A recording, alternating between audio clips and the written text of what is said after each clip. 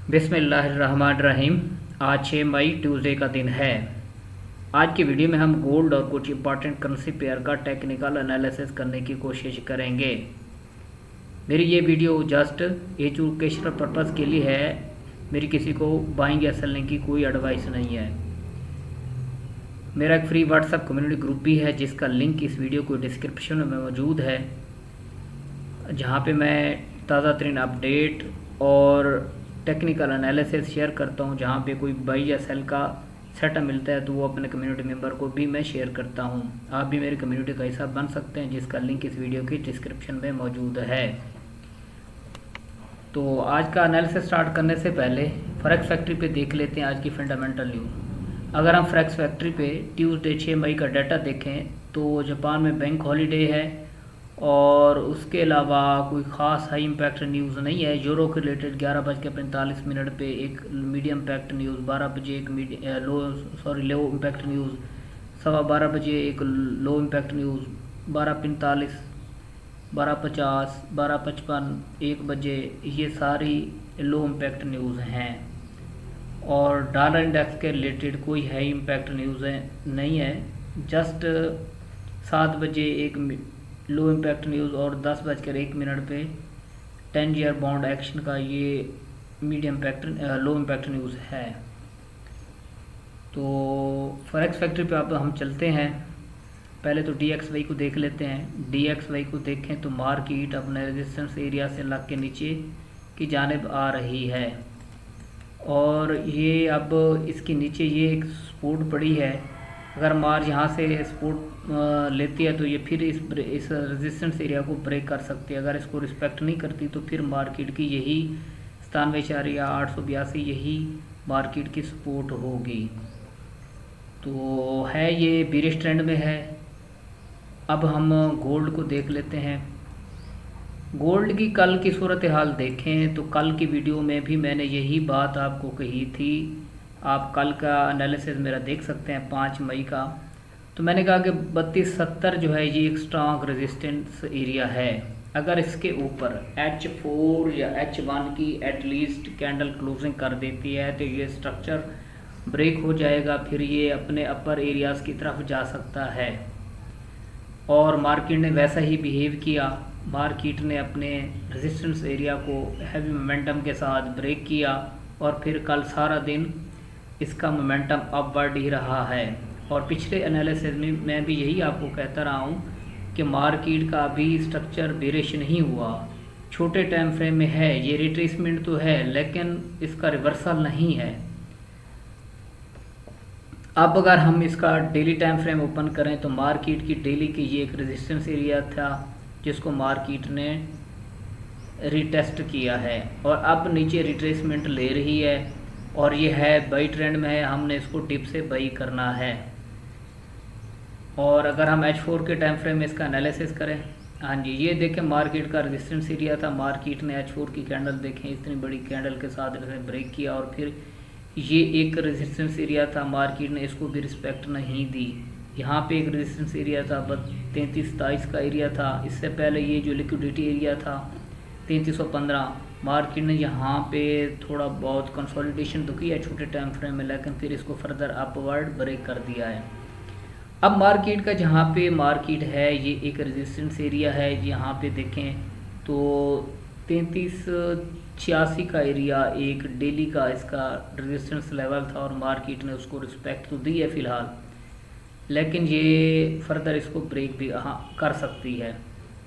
तो अगर market H4 की कैंडल इसके नीचे 3350 के नीचे क्लोजिंग कर देती है तो फिर ये चांसेस हैं कि मार्केट इन लेवल को 3325 3300 को रिटेस्ट कर सकती है, रिट्रेसमेंट ले सकते हैं यहाँ तक। अगर H4 की कैंडल इसके नीचे नहीं क्लोज करती या इस एरिया में या इसके ऊपर क्लोज करती है तो फिर मार्केट का नेक्स्ट लेवल ये रेजिस्टेंस है 34-30-20 की तरफ मार्केट जा सकती है। 34-20 तक, तकरीबन 34-40 तक मार्केट फिर जा सकती है या फिर अपने ऑल टाइम हाई को की जानिब जा सकती है। हमने इसमें कोशिश करनी है, बाइंग फाइंड करनी है, सेलिंग से अवॉइड करना है। हाँ, सेलिंग में स्कैल्पिंग तो हम स्कैल्पिंग सेल कर सकते हैं, लेकिन इसका बड़ा ट्रेंड बुलिश है। हम इसमें बाइंग को प्रेफरेंस दें तो ज़्यादा बेहतर है। छोटे टाइम फ्रेम में M5 M15 में आप स्कैल्पिंग भी कर सकते हैं इसी एरिया से। आज के लिए आप स्कैल्पिंग ये मुमकिन है, आज का भी हाई हो सकते हैं, मार्केट नीचे रिट्रेसमेंट ले सकती है। अगर हम इसको H1 के टाइम फ्रेम में देखें मार्केट अभी छोटे टाइम फ्रेम में भी इसी एरिया में ये देखें मूव कर रही है और इसको नीचे ब्रेक नहीं कर रही। और ये मार्केट की सपोर्ट भी हो सकते हैं 33-55। यहाँ से मार्केट सुबह देखें तो मार्केट ने यहाँ से 33-51 से सपोर्ट लेके फिर यहाँ तक ऊपर गई है। और नीचे ये स्मॉल टाइम फ्रेम में अगर हम देखें तो हमारे पास ये एक बाइंग लेवल भी है। ये मार्केट का कल भी मार्केट ने, कल की वीडियो में भी मैंने यही कहा था, जब मार्केट ने 33-70 को लगाया था तो फिर मैंने कहा कि ये देखें ये मार्केट का, अगर कल किसी ने मेरी वीडियो देखी है तो वो अच्छे प्रॉफिट में होगा। ये देखें कल मैंने ये जब वीडियो रिकॉर्ड की थी तो ये मैंने आपको वीडियो में कहा था कि ये मार्केट का जो है ना FVG है और मार्केट जहाँ से सपोर्ट ले सकते हैं और रिसोर्स रेजिस्टेंस को ब्रेक कर सकती है, और मार्केट ने वैसे ही बिहेव किया। अब भी इसी तरह का सिनेरियो यहाँ पे भी मार्केट ने क्रिएट किया है। ये मैं आपको अगर दिखा दूँ M15 में कल की तरह मार्केट ने एक इसी तरह का एक पैटर्न क्रिएट किया है, सिचुएशन क्रिएट की है। हाँ जी, ये एक मार्केट का M15 का बाइंग लेवल है। अगर मार्केट यहाँ तक इस एरिया में कंसोलिडेशन करती है तो आपने इस एरिया से 33-35 और ये आज का ये मार्केट का लो भी है, और मार्केट यहाँ से ओपन हुई और फिर ऊपर की जानिब चली गई है। तो मार्केट कल भी इसी तरह से 33-40 पे ओपन हुई थी, लेकिन उसको फिर दोबारा मार्केट उस 33-40 तक नहीं गई थी, बल्कि 32-53 तक मार्केट रही है। 32-50 को ब्रेक नहीं किया। अब 33-50 को भी मुमकिन है मार्केट ब्रेक ना करे, और या मैक्सिमम 33-44 33-30 से यहाँ से आप फिर इसको बाई में बैठ सकते हैं। और नेक्स्ट पे आपके यही जो आज इशर सेशन में जिसका हाई लगा है यही आपका नेक्स्ट टारगेट हो सकता है। ये था हमारा गोल्ड का टेक्निकल एनालिसिस। अब हम यूरो पे चलते हैं, यूरो USD पे चलते हैं। डेली टाइम फ्रेम ओपन करते हैं। डेली टाइम फ्रेम में देखें तो मार्केट अपने इस रेजिस्टेंस एरिया सपोर्ट एरिया को ब्रेक नहीं कर पा रही, यहाँ से सपोर्ट लेती है और ये इसका एक मार्केट ने डेली टाइम फ्रेम में रेंज क्रिएट की हुई है। अगर हम इसको H4 के टाइम फ्रेम में देखें तो ये देखें मार्केट का एक रेजिस्टेंस लेवल है और मार्केट अभी तक इस एरिया में 1.13,900 से लेकर 1.12,700 तक यहाँ ये मार्केट के स्ट्रॉन्ग सपोर्ट है। और मार्केट अभी तक इसी में कंसोलिडेशन है, इसको ना ऊपर की जानिब ब्रेक कर रही है और ना नीचे की जानिब, जहाँ पे आप बाइंग और सेलिंग इसमें कर सकते हैं, स्कैल्पिंग कर सकते हैं। अगर मार्केट M15 में ऊपर जाती है, यहाँ से रिजेक्शन देती है, तो यहाँ से आप इसको सेल कर सकते हैं नेक्स्ट, और ये आपके TP हो सकते हैं। अब मार्केट यहाँ से ये देखें मार्केट ने इस एरिया से लिक्विडिटी ली है और फिर ऊपर की जानिब जा रही है। तो यहाँ पे अभी कोई ख़ास इसका कोई स्ट्रक्चर ब्रेक नहीं हुआ। फिलहाल इसमें ये रेंज बाउंड है, मार्केट कंसोलिडेशन एरिया में है।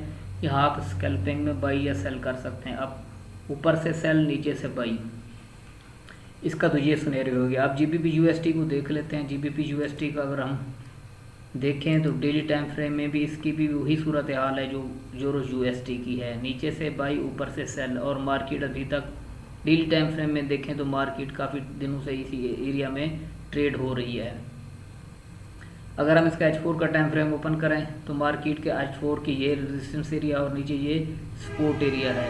ऊपर से अगर आपको छोटे टाइम फ्रेम में अगर सेलिंग मिलती है तो यहाँ से आप सेल कर सकते हो, नीचे ये इसके TP रख सकते हैं।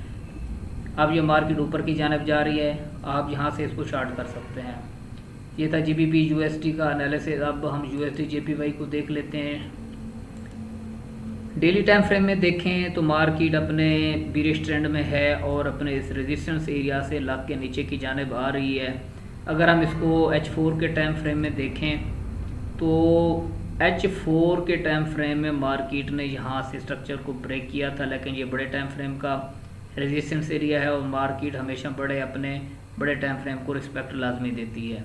और यहाँ पे देखें तो मार्केट नीचे की जानिब आ रही है और ये H4 का एक्सपोर्ट एरिया है।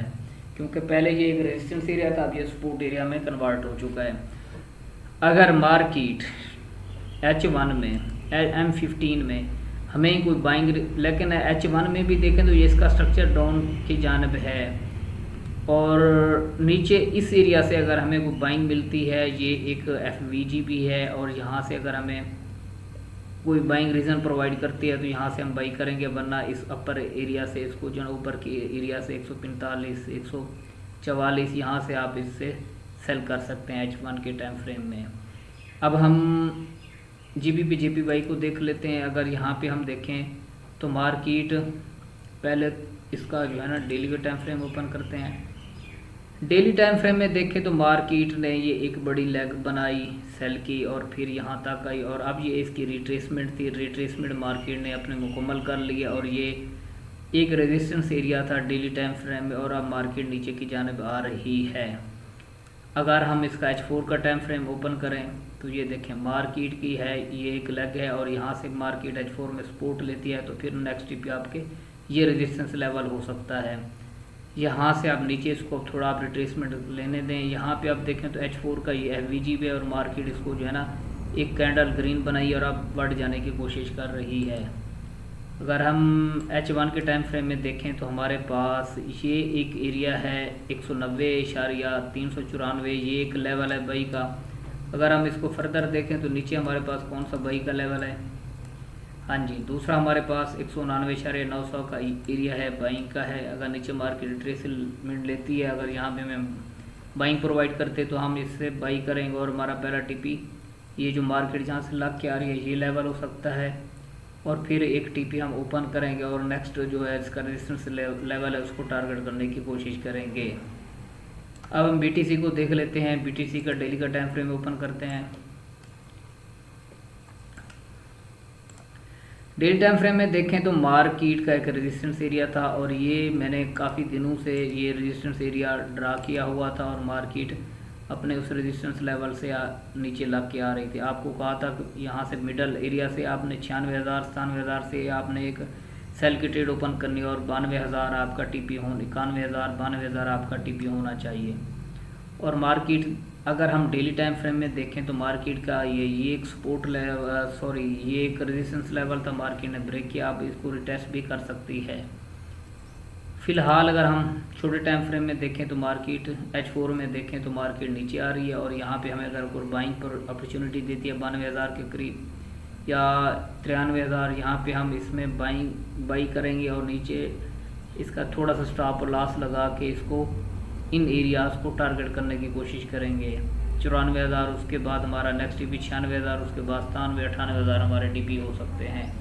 ये था हमारा BTC का टेक्निकल एनालिसिस। अब हम सिल्वर पे चलते हैं। सिल्वर पे डेली टाइम फ्रेम ओपन करते हैं, और सिल्वर भी ये देखें मार्केट तो पहले एक बड़ी डाउनफॉल मूवमेंट शो की है गोल्ड की तरह, लेकिन अब ये इसने अपने रिट्रेसमेंट यहाँ पे मुकम्मल की थी, और अब ये रिट्रेसमेंट मुकम्मल यहाँ से फिर बाई में जा रही है। दूसरा दिन है, मार्केट कल भी बाई में गई थी और आज भी बाई में जा रही है, और आपको यही कहा था कि आपने निचले लेवल से यहाँ से इसको बाई करना है। कल की वीडियो भी देख सकते हैं, मैंने कहा था कि यहाँ इस एरिया से या इस एरिया से आप